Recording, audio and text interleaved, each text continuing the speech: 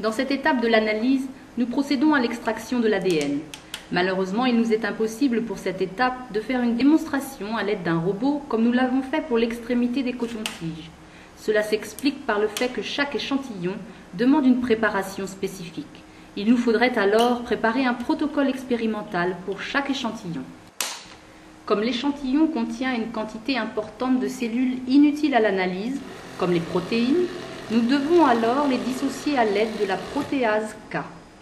Comme vous vous en rappelez peut-être, nous avons déjà utilisé cette enzyme lors de l'extraction de l'ADN exécutée par un robot. Ici, la protéase a la même fonction, à savoir l'élimination des protéines de la solution cellulaire. Il existe plusieurs méthodes permettant d'extraire tout ce qui n'est pas nécessaire à l'analyse afin de purifier l'ADN.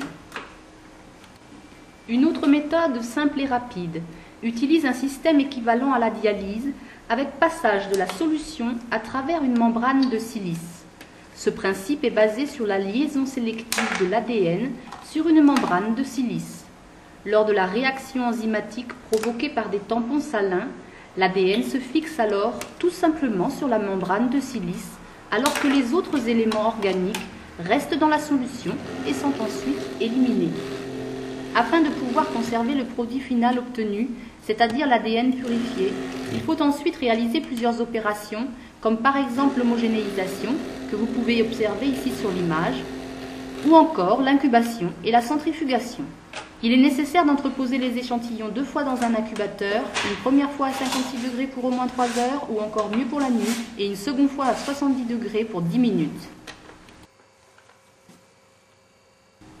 Comme vous pouvez le voir, nous ajoutons de l'éthanol à la molécule d'ADN. L'éthanol à 96% est un déprotéinisant dans lequel l'ADN n'est pas soluble. Ainsi, il permet de faciliter la liaison de l'ADN sur la membrane de silice.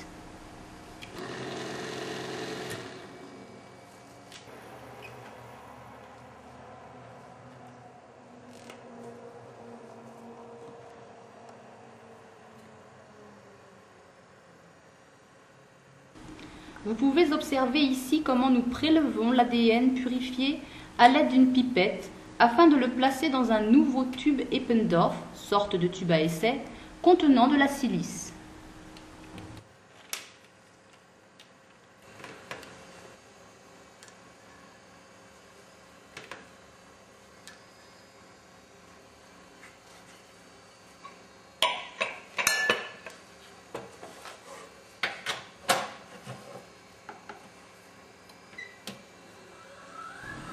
Pendant que l'ADN se fixe sur la membrane de silice, les impuretés et autres cellules organiques traversent la membrane. Pour finir, il faut centrifuger l'échantillon afin de le débarrasser